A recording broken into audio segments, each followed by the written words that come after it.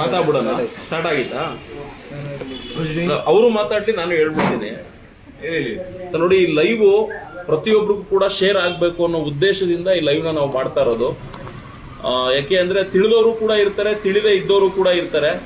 ತಿಳಿದವರು ತಿಳಿಸುವಂತ ಕೆಲಸ ಮಾಡಬೇಕು, ತಿಳಿದೇ ಇದ್ದವರು ತಿಳ್ಕೊಂಡ್ರೆ ತುಂಬಾ ಒಳ್ಳೇದು. ಯಾಕೆ ಅಂದ್ರೆ ಬಚ್ಚಿಟ್ಟ ಜ್ಞಾನ ಕೊಳೆಯುತ್ತದೆ, ಬಿಚ್ಚಿಟ್ಟ ಜ್ಞಾನ ಒಳೆಯುತ್ತದೆ ಅಂತ ಹೇಳಿ ಎಷ್ಟೋ ಕಡೆ ಹಳ್ಳಿಗಳ ಕಡೆ ಈ ವಿಚಾರಗಳೆಲ್ಲ ಗೊತ್ತಿರೋದಿಲ್ಲ.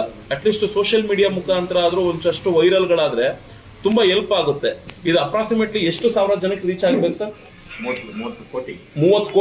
ನೋಡಿ, 30 ಕೋಟಿ ಜನಕ್ಕೆ ಈ ಒಂದು ವಿಚಾರ ರೀಚ್ ಆಗ್ಲೇಬೇಕು.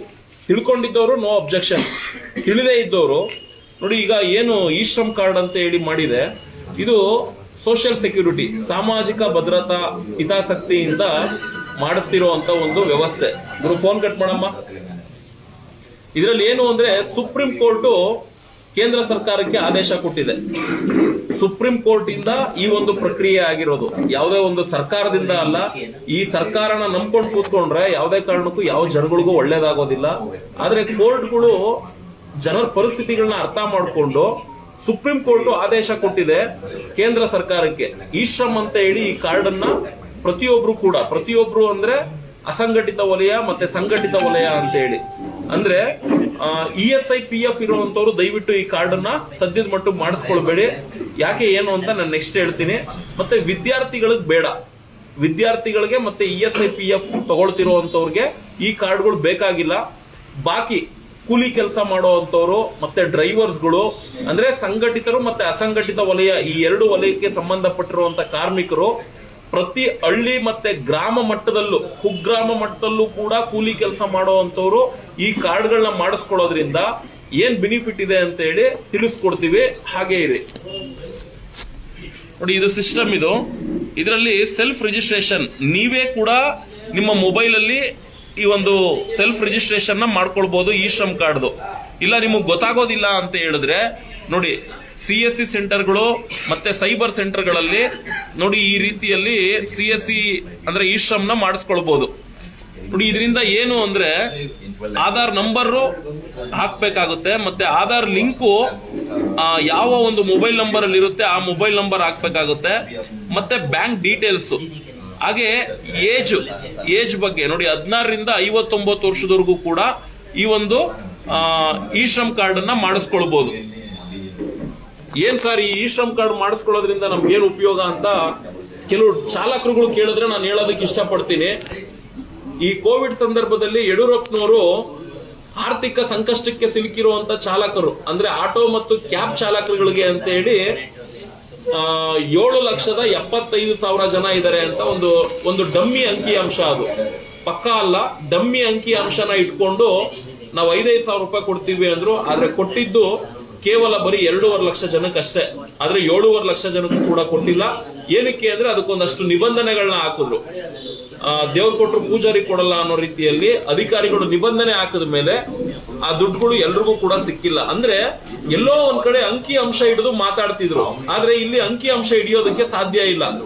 ಯಾಕೆ ಅಂದ್ರೆ ನೋಡಿ, ಈ ಶ್ರಮ್ ಕಾರ್ಡ್ ಅಲ್ಲಿ ಹಿಂಭಾಗದಲ್ಲಿ ಏನಂತ ಇರುತ್ತೆ, ಅವ್ರು ಏನ್ ವರ್ಕ್ ಮಾಡ್ತಿದ್ದಾರೆ, ಪ್ರೈಮರಿ ಅಂದ್ರೆ ಅವರು ಏನ್ ಕೆಲಸ ಮಾಡ್ತಿದ್ದಾರೆ ನೋಡಿ. ಕ್ಯಾಬ್ ಡ್ರೈವರ್ ಆಗಿದ್ರೆ ಕ್ಯಾಬ್ ಡ್ರೈವರ್, ಟ್ಯಾಕ್ಸಿ ಓಡಿಸ್ತಾರೆ, ಇಲ್ಲ ವ್ಯಾನ್ ಡ್ರೈವರ್, ಇಲ್ಲ ಇನ್ನೇನಾದ್ರೂ ಬೇರೆ ವರ್ಕ್ ಮಾಡ್ತಿದ್ರೆ ಇಂತ ವರ್ಕ್ ಮಾಡ್ತಾ ಇದ್ದಾರೆ ಅಂತ ಹೇಳಿ ಆ ಬಯೋಡೇಟಾನೇ ಇದರಲ್ಲಿ ಮೆನ್ಷನ್ ಆಗ್ಬಿಡುತ್ತೆ. ಆಧಾರ್ ನಂಬರ್ ಕೂಡ ಇರೋದ್ರಿಂದ ಇನ್ ಫ್ಯೂಚರ್ ಏನಾದ್ರೂ ಸುಪ್ರೀಂ ಕೋರ್ಟ್ ಇಂತ ಒಂದು ಸಾಮಾಜಿಕ ಭದ್ರತೆ ಇರುವಂತಹ ವರ್ಗಕ್ಕೆ ಅನುಕೂಲತೆಗಳು ಮಾಡಬೇಕು ಅಂತ ಏನಾದ್ರೂ ಆದೇಶ ಕೊಟ್ಟಾಗ ಈ ಸರ್ಕಾರಗಳು ಮಾಡ್ಲೇಬೇಕಾಗ್ತದೆ. ಅದನ್ನೆಲ್ಲ ಇದ್ರ ಮುಖಾಂತರ ಪಡ್ಕೊಳ್ಬಹುದು. ಹಾಗಾಗಿ ದಯವಿಟ್ಟು ಇದನ್ನ ಶೇರ್ ಮಾಡಿ, ತಿಳ್ಕೊಂಡಿರೋರು ಬುದ್ಧಿವಂತರು ಶೇರ್ ಮಾಡಕ್ ಹೋಗ್ಬೇಡಿ.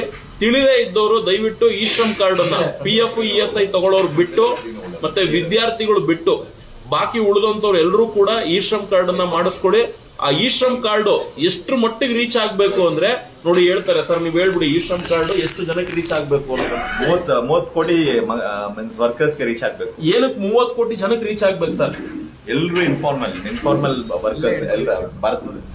ಕನ್ನಡದಲ್ಲಿ ಹೇಳಿ ಸರ್. ಕಾಣದಲ್ಲ ಸರ್, ಗೊತ್ತಾಯ್ತು ಹೇಳಿ, ಪರವಾಗಿಲ್ಲ ಹೇಳಿ. 30 ಕೋಟಿ ಜನ ಮೀನ್ಸ್ ವರ್ಕರ್ಸ್ ಇದ್ದಾರೆ ಭಾರತ ದೇಶದಲ್ಲಿ. 30 ಕೋಟಿ ವರ್ಕರ್ಸ್ ಇದು ರೀಚ್ ಆಗಿ ಅವ್ರು ರಿಜಿಸ್ಟರ್ ಮಾಡಿದ್ರೆ ಅವ್ರಿಗೆ ಸಾಮಾಜಿಕ ಭದ್ರತೆಯ ಒಂದು ರೈಟ್ ಸಿಗುತ್ತೆ. ಅವಾಗ ಇದು ಒಂದು ಸ್ಟಾರ್ಟಿಂಗ್, ಆಮೇಲೆ ಇದರಿಂದ ಬೇರೆ ಬೆನಿಫಿಟ್ಸ್ ಅವ್ರಿಗೆ ಸಿಗ್ಬಹುದು ಬರೋ ಕಾಲದಲ್ಲಿ, ಮುಂದಿನ ದಿನಗಳಲ್ಲಿ. ಹಾಗಾಗಿ ಪ್ರತಿಯೊಬ್ರು ಕೂಡ ಈ ಶ್ರಮ್ ಕಾರ್ಡ್ ಮಾಡಿಸ್ಕೊಳ್ಳಿ ಅನ್ನೋದು ನೀವು ಹೇಳೋ